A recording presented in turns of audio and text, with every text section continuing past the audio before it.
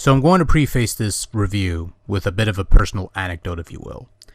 About a couple years ago, back in 2011, I was given a donation, that's what it was referred to, from a YouTuber whose handle I don't recall, and I do apologize for that. It's been a couple years. And the donation was basically a link to a free download of an independent game he had a hand in developing called 8-Bit Commando. I downloaded the game, gave it a few brief minutes of playthrough because apparently I was in a hurry at the time. Was rather impressed with what I've seen and what I've played, and basically sent him a reply that said, "Thanks for the game. First impressions, I enjoyed it. Good stuff here. Best of luck." Or something to that extent. It's been a couple years, I don't recall. And I no longer have the message because YouTube and changes and stuff. I had intended to give the game a proper playthrough so I could give it a proper review and maybe help spread the word a bit.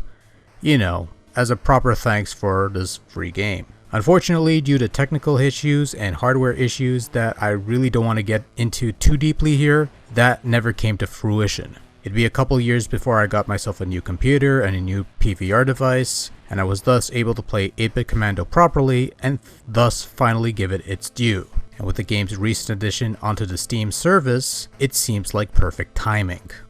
By the way, I'm being completely honest here, this really is a well-crafted retro-style run-and-gun game. Starting the game, the first thing that comes to mind is 8-Bit Commando bears a striking resemblance to Contra. The overall run-and-gun gameplay style is akin to the Konami classic.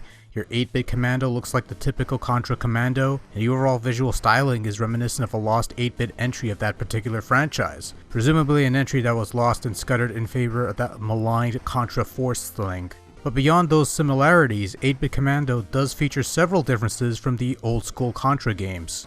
For instance, you now have a life meter, which means you could take multiple hits before dying. You couldn't do that in Contra. Also, there are checkpoints which you really didn't have in the older Contra games at least. The weapons aren't quite the same as in Contra either. You don't have a spreader gun to spray bullets all over the place, but you do have grenade launchers, homing missiles, and a flamethrower. But perhaps the biggest difference from Contra is the total lack of alien influence. Instead, you're just fighting terrorists who have stolen some petroleum, radioactive material of some kind, and you're trying to get it back by going through 6 separate missions of blowing shit up.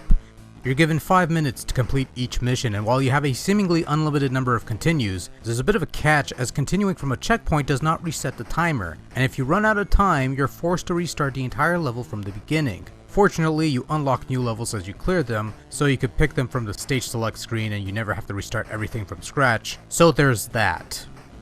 Despite the Contra influence and inspiration, 8-Bit Commando never gets to a point of insanity in either its level design or challenge. For the most part, you're moving from left to right, shooting bad guys, picking up weapons and health pickups found from destroying containers and dropped by certain enemies, doing some platforming bits, and fighting a fairly straightforward boss with an overwhelming arsenal of weapons and occasional troops. There are 2 exceptions to the rule though. The 3rd mission, in which you're hopping along trains while avoiding occasional obstacles along the tracks, and the 5th mission, which has you riding a motorcycle and chasing a chopper with a stolen petroleum. Control is fairly solid for the most part, pretty responsive, although there were instances where control would just freeze on me, mostly on occasions where jumping was required, but these are far few in between and these might not even be an issue with the Steam version. On a whole though, control is generally pretty good and thus 8-Bit Commando is pretty playable. If there was any real negative I had to levy towards 8-Bit Commando, is that it feels too short, only 6 levels of play, and the levels themselves are fairly straightforward. And while the levels do offer a fair bit of challenge, with highlights being the train ride and motorcycle levels, once you nail the patterns down and gain some familiarity with the levels, they're usually over before you know it. The game does offer 2 difficulty settings from the get-go, the normal difficulty or an easy mode that quote-unquote no self-respecting gamer should ever play. Oh, shut the fuck up. I'm actually quite surprised there's no hard mode to be found, unless I missed something and it needs to be unlocked somehow. Maybe it's in the Steam version, I don't know. The name of the game is 8-Bit Commando, and so naturally the graphics look 8-bit, except they don't look 8-bit. If you look at the sprites and the foreground graphics and stuff, they're all drawn to resemble something you get out of an old school Contra game on Nintendo, and in that regard they certainly look the part. Of course, they had to ruin the illusion by adding in more colors and giving it different bits of shading and parallax scrolling, and it's all just terrible. I am, of course, kidding, and all kidding aside, There's a nice balance between 8-bit pixel works and more than 8-bit coloring and shading, and it works rather well in my opinion. Of course, there's options where you could change the resolution, with higher resolutions allowing you to see more of the playfield at the cost of clear visibility. Everything just looks smaller as a result, but I almost never make use of those features. Like, on a whole, I think visually speaking it looks good, no complaints there. Unfortunately, as much as I can be positive about the visuals of 8-bit Commando and the gameplay, I'm a little less so in regards to sound. Don't get me wrong, the sound effects are of fairly decent quality and the soundtrack bears some rather decent tunes, but I can't help but feel that the music feels a bit low-key, almost seeming out of place for a game like this. Maybe it's less that and more wishing that there was a more high-energy type of soundtrack to this game, especially during the more tense portions of the game like the train ride and the bike levels.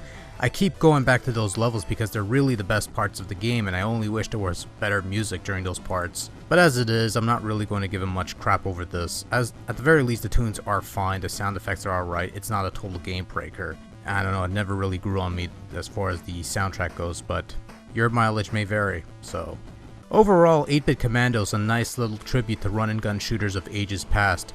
Sure, it's a bit on the shorter side and it's nowhere near the challenge level of the older Contra games, but it plays well enough, controls well enough, visually pleasing to the eyes while keeping with the overall theme of being 8-bit-ish. And then there's online leaderboards that are all the rage with kids these days, so if you want to improve performance in your gameplay, you'll have something to aim for. And for a couple bucks, it's actually pretty good, old-fashioned, clean fun to be had by all. 8-bit Commando's a nice, solid offering that's fun to play, and if you enjoy a good run-and-gun side-scroller of days past, then consider giving 8-bit Commando a shot. It's pretty fun.